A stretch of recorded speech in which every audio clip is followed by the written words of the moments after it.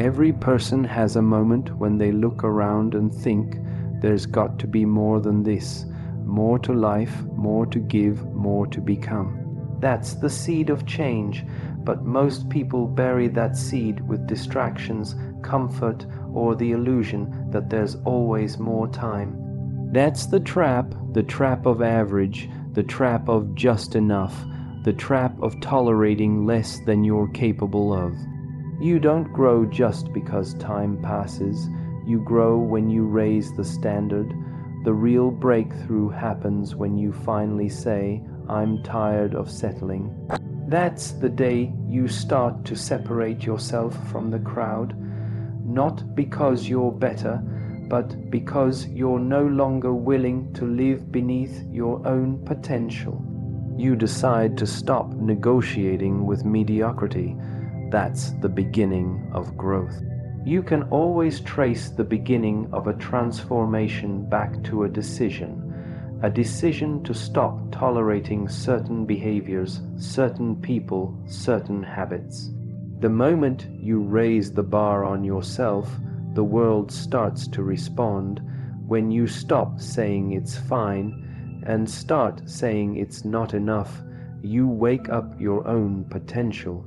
The problem isn't always that people don't want to grow. The problem is they've made peace with a life that's shrinking them. If you tolerate being tired, you'll stay tired. If you tolerate distractions, you'll stay distracted. If you tolerate confusion, you'll never get clarity. Growth doesn't begin with motivation, it begins with standards.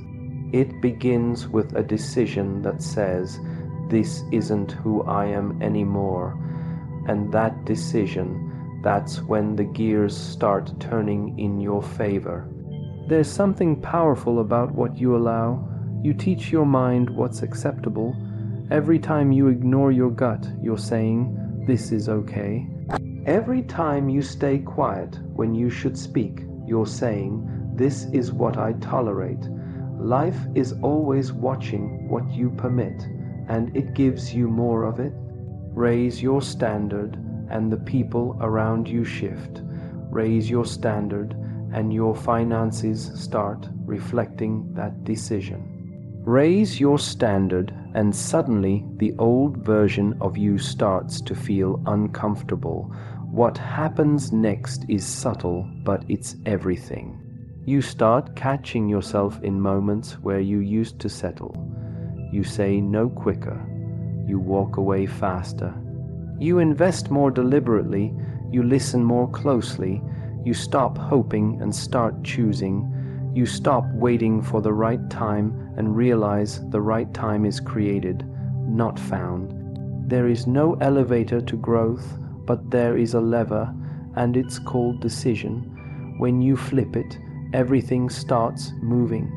But don't confuse motion with progress. Some people are busy and going nowhere. That's not leveling up. That's running in circles. Real growth demands that you cut the rope to what's been holding you in place. It's not always fear that holds people back. It's familiarity.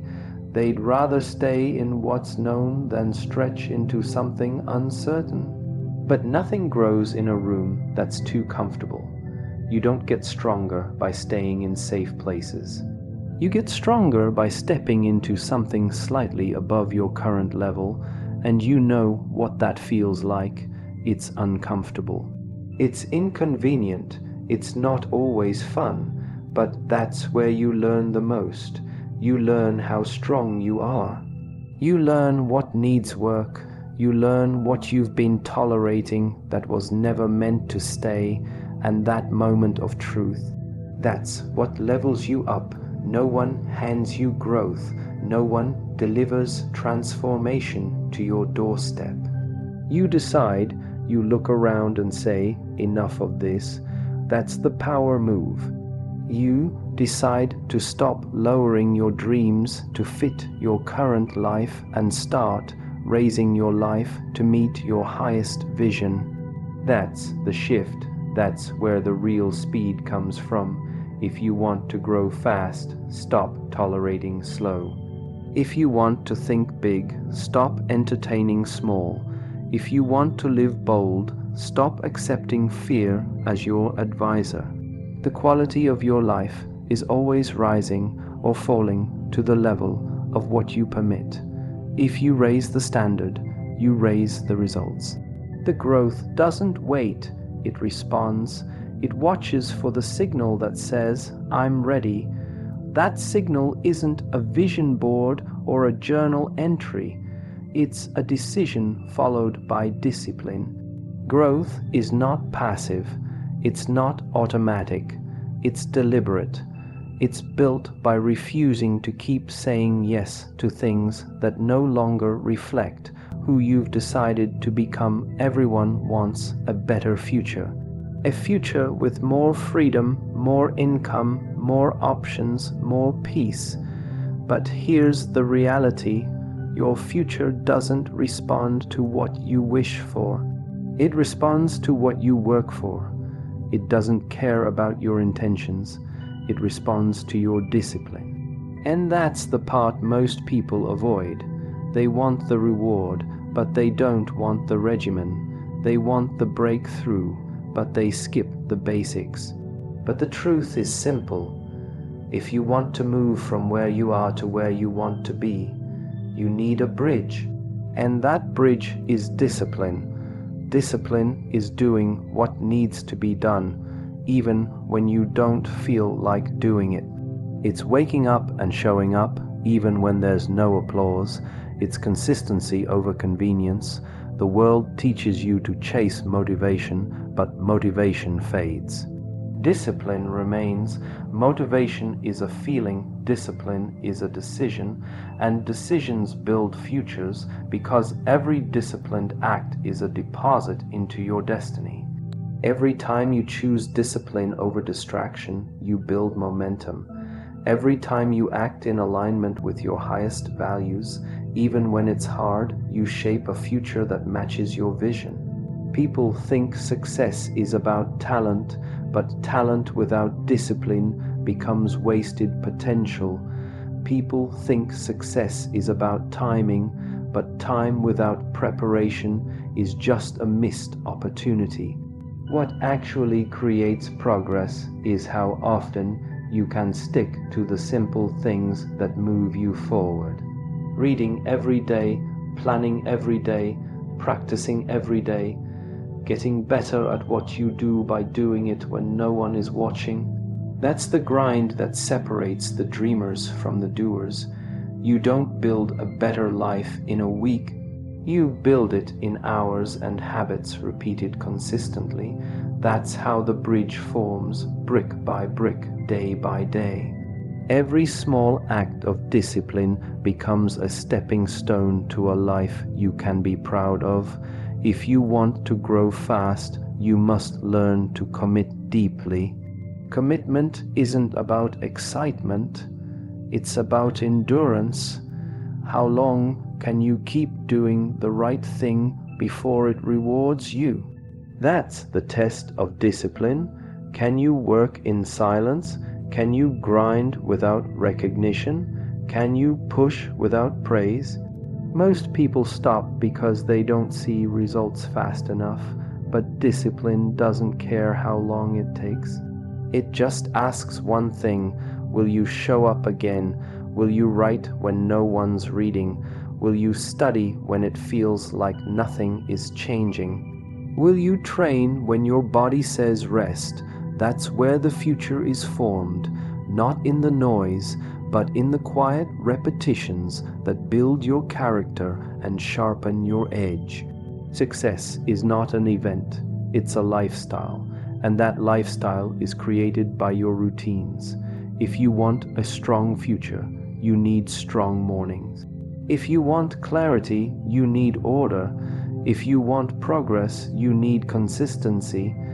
Every chaotic life has one thing in common: lack of discipline. And every great achiever has one habit in common: they built a system they could follow when motivation left the room. Because motivation always leaves, but discipline knocks again and again and again. there are two kinds of pain in life: the pain of discipline and the pain of regret. Discipline weighs ounces, regret weighs tons. When you skip the hard choices now, you pay the heavy price later. When you take the easy path today, you create the difficult life tomorrow. But if you're willing to endure a little discomfort every day, waking early, learning more, pushing through resistance, you start building a path that leads away from chaos and into control. That's the bridge discipline builds, a bridge from confusion to clarity, from stagnation to speed, from wishes to wins. You don't get stronger by waiting, you get stronger by working. Discipline is the silent builder of everything worthwhile. You can't buy it, you can't borrow it, you earn it in moments of decision, when you say no to distraction. When you shut the door on laziness, when you stop explaining and start executing, those small wins, they start stacking. You start seeing things differently. You stop being impressed with potential and start being obsessed with performance. You stop envying others and start respecting your own process. That's the shift. That's when discipline goes from punishment to power. You'll never rise higher than your habits, and your habits are shaped by your standards. Discipline raises those standards. It trains your mind to say, "This is who I am now," not just once, but every day. Discipline doesn't just change your schedule, it changes your identity. You stop being someone who hopes for results and become someone who expects them because you've done the work. You've built the bridge, and step by step, that bridge starts to carry you from where you were to where you were always meant to be. Excuses are clever. They don't always sound like defeat. Sometimes they sound reasonable, polite, even intelligent. I'm waiting for the right time. I'm not ready yet. I just need to figure a few things out first. But behind the disguise, every excuse is doing the same thing, slowing you down, stealing your momentum, keeping you comfortable while life keeps moving. Excuses are invisible thieves. You don't always see the damage they're doing until years have passed and you're standing in the same place you were before, wondering why nothing changed. The dangerous thing about excuses is that they feel justified. You can explain them to others and they'll nod along. Of course, that makes sense, they'll say, but deep down you know the truth. You know when an excuse is really just fear wearing a mask. You know when you're not tired, you're just uninspired. You know when you're not too busy, you're just uncommitted. And every time you give in to one of those excuses, you trade growth for comfort, and comfort is a liar. It keeps you the same and calls it peace. It convinces you to wait and calls it wisdom. But comfort and excuses go hand in hand, and neither one leads you to greatness. Momentum doesn't come from big decisions. It comes from small actions repeated without delay. Excuses interrupt that rhythm. They break the pattern. They turn one skipped workout into a week off, one missed opportunity into another forgotten goal. They sabotage progress by convincing you that later is a good plan, but later is a trap. Later doesn't exist. There is only now, and now is the only time you can use to accelerate. If you keep choosing excuses, you keep choosing the brakes. And you can't move fast with one foot on the gas and the other on the brake. You've probably met people who are full of ideas, but years go by and they haven't moved an inch. That's not because they weren't capable. It's because their excuses were louder than their actions. Excuses are louder in the beginning. They shout when you're about to start something new. They get nervous when you get serious. Because the moment you push through them, they lose their power. The moment you do what you said you would do without the perfect timing, without all the answers, that's when the excuses get weaker and momentum gets stronger. Acceleration in life doesn't require perfection. It requires decision.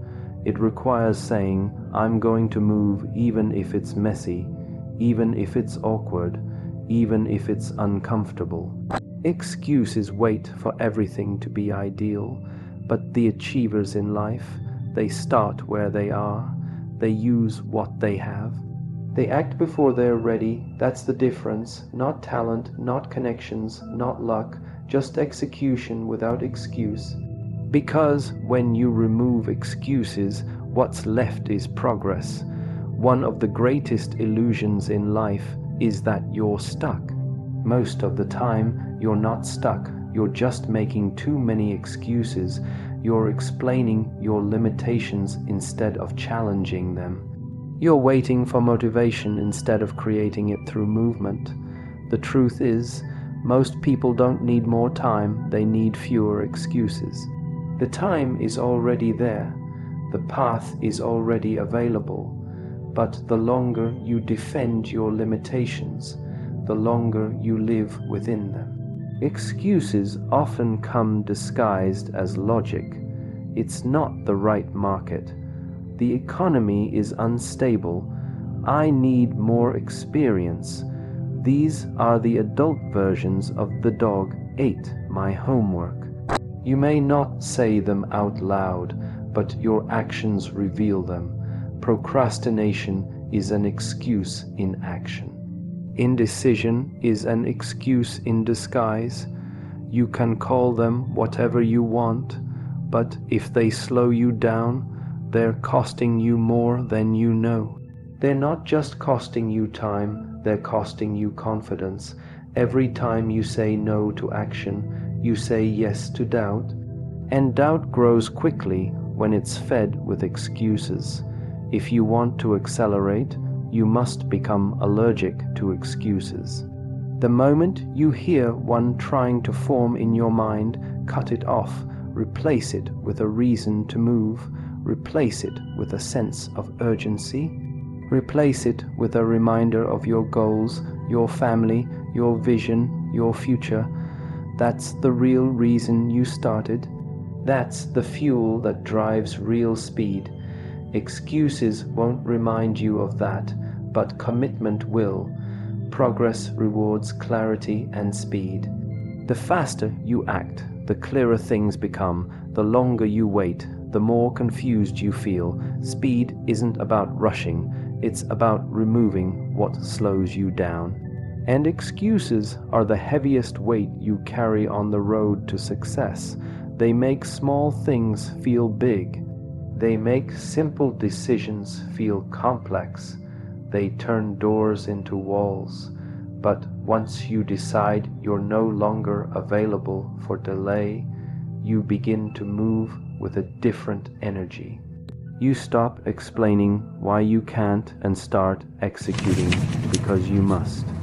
You stop listening to the voice that says maybe and start trusting the one that says now. Your vision is the picture of the life you want to create. It's the internal image of who you want to become, what you want to do, and how you want to live. But that picture can never become a reality if it doesn't match the environment you're placing yourself in every single day. Your environment is the soil, and your goals are the seeds. You can't grow palm trees in a desert and expect them to thrive. And you can't grow a big life in a small environment that doesn't support your vision. Most people never level up, not because they don't have vision, but because they never change their surroundings. They try to grow in an environment that resists growth. They try to develop discipline in a culture of laziness. They try to stay focused in a place full of distractions, and then they wonder why they're stuck but you're not stuck. You're planted in the wrong soil. You can be talented, driven, full of potential, but if the atmosphere around you is working against your progress, it will drain your energy, steal your clarity, and slowly shrink your vision until it feels unrealistic. Take a hard look at your daily environment. Who are you spending time with? What are you listening to? What do your mornings look like? What's on your screen? What's in your space? Everything around you is either helping your vision or harming it. There is no neutral ground. Every habit, every conversation, every voice you let in, it's either sharpening your future or dulling your drive. People don't realize how much energy they lose by simply being in the wrong room, listening to the wrong people, agreeing with the wrong ideas. It's not enough to have a dream. You need to protect it with your environment. That means sometimes you have to make uncomfortable changes. Sometimes you outgrow the people around you, not because you're better than them, but because your priorities changed. Growth demands new surroundings. The higher your vision, the more carefully you have to curate the space you're in. That might mean changing your routine. That might mean turning off the noise. That might mean distancing yourself from those who don't believe in change. You can't keep asking for transformation and stay planted in the same habits that built your past. You have to get around people who think bigger, act faster, and live with higher standards. Because that energy is contagious, being around someone who's ahead of you will stretch your thinking. It'll challenge your pace. It'll break the patterns that have kept you stuck. You don't rise in isolation. You rise with exposure. Exposure to better thinking, exposure to excellence, exposure to discipline. That's how you level up faster. Sometimes your environment isn't physical, it's digital. It's what you feed your mind. It's the voices in your podcast. The videos you watch, the music you listen to, all of it is influencing your pace, your confidence, your attitude. If your vision is big, you can't afford small inputs. You have to feed your mind on the level of your future. That means being selective. That means listening to those who have walked the path. That means blocking out anything that normalizes failure or excuses or comfort. Environment also includes your physical space, your home, your workspace, your phone. Are they set up to make progress easier or harder? Are they clean or cluttered? Are they focused or chaotic? Small changes in your space create massive shifts in your clarity and discipline. The more order you create around you, the more order you create within you. Chaos drains willpower. Simplicity creates room for focus. That's why every detail matters. Not because it's fancy, but because it's functional. It aligns your surroundings with your standards. You can't keep talking about growth and surround yourself with decay. You can't keep talking about progress while your environment celebrates stagnation. Eventually, you'll either lower your vision to match your environment, or you'll raise your environment to match your vision. And that choice determines your direction, not your talent, not your desire. Your direction is shaped by what you expose yourself to every day. The books, the conversations, the silence, the pressure, all of it is molding you. All of it is either pushing you forward or pulling you back. If you want to level up fast, you can't afford to live in contradiction. You can't preach one thing and practice another. You can't visualize success in the morning and tolerate nonsense by the afternoon. Your environment must reflect the seriousness of your goals. Your discipline must be supported by your surroundings. Everything matters, from who you eat with to what you read to how you speak to yourself. This isn't about being perfect, it's about being intentional, because intention shapes direction and direction shapes results. When your environment becomes a match for your vision, progress starts to feel natural, not forced. You start gaining momentum without resistance. You start seeing results because everything around you supports where you're going. That's the power of alignment between your vision and your environment. It's easy to get caught up in the idea of having a massive breakthrough. The big win, the overnight success, the one move that changes everything, that's what most people wait for, the big moment. But life doesn't usually hand out breakthroughs. It hands out opportunities for small improvements. Quiet moments where you decide to do a little better, go a little deeper, show up a little earlier, stay a little longer. And when those moments stack, they create something far more powerful than a single big win ever could: momentum. Big dreams are important. They give you direction, they light a fire, they remind you that there's more for you to become. But the mistake is in thinking the dream alone creates the life. It doesn't. What creates the life is the grind behind the dream. It's not the idea that matters most, it's the execution. And execution happens in inches, not miles. It happens in daily disciplines, in how you handle the ordinary days when nothing exciting is happening, when no one's watching, when progress feels invisible. The most successful people in any field didn't get there by doing one thing once. They got there by doing small things over and over until they couldn't be ignored. That's the secret. It's not about talent alone. It's about commitment to the process of improvement. It's about understanding that greatness doesn't come from huge leaps. It comes from thousands of tiny steps in the right direction. And the beauty of small steps is that anyone can take them. You don't need permission to improve. You don't need resources to be consistent. You don't need to wait to become better. You can start right now, right where you are, with what you've got.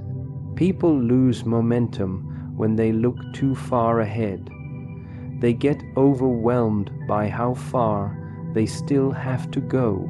But success isn't found in the finish line. It's found in the pace you keep along the way. When you focus on getting just a little better today than you were yesterday, you activate the power of compounding. One extra rep, one more page, one tougher decision, one healthier choice. These are the bricks that build the foundation of lasting growth. Improvement isn't glamorous, it's repetitive, it's unexciting, but it's also unstoppable, because when you commit to small improvements, you create a force that gains speed with time. You don't have to leap forward every day. You just have to avoid sliding backward. Progress isn't always noticeable in the moment, but it always reveals itself in the mirror of time. When you look back 3 months from now, you'll see what 1% better every day actually does, and it'll shock you how far you've come by doing what once felt insignificant. The problem for many people is that small improvements don't feel exciting enough. They want big change, and they want it now, but fast success often fades. What comes quickly can leave just as fast. What's built slowly, deliberately, patiently, that's what lasts, that's what stays, that's what becomes a lifestyle, not just a moment of inspiration. Discipline is built in the small, resilience is built in the small, confidence is built in the small. And once those muscles grow, you stop depending on motivation. You start depending on consistency. When you start valuing small improvements, you stop waiting. You stop saying, when everything lines up, then I'll start. You start now. You say, today I'll read 5 pages. Today I'll speak with more intention. Today I'll take one uncomfortable action. You start stacking wins, and those small wins begin to change how you see yourself. You no longer think of yourself as someone who hopes to succeed. You become someone who is succeeding every day, one choice at a time. Most people don't need a bigger dream. They need better habits. The dream is already there. It's already burning. What they need is a system of steady improvement, a rhythm they can follow, something that works even on the bad days, something that carries them when they don't feel inspired. That's what small improvements provide. They create a structure of progress, and structure always beats mood. Anyone can take action when they're excited, but those who level up fast are the ones who act even when they're tired, distracted, or discouraged. Because they're not depending on how they feel. They're depending on the system they've built through small, repeated action. Big dreams create direction, small improvements create movement, and movement over time creates results. You don't need to impress anyone with a grand plan. You just need to impress yourself by staying committed to what you said you'd do. That quiet discipline, day in and day out, is what produces the kind of transformation that others will one day call extraordinary. But it didn't start with extraordinary. It started with a small, simple decision to improve just a little every day. That's the formula for fast growth that most overlook, not because it doesn't work, but because it looks too simple to matter. And yet, it's the simplicity that makes it powerful.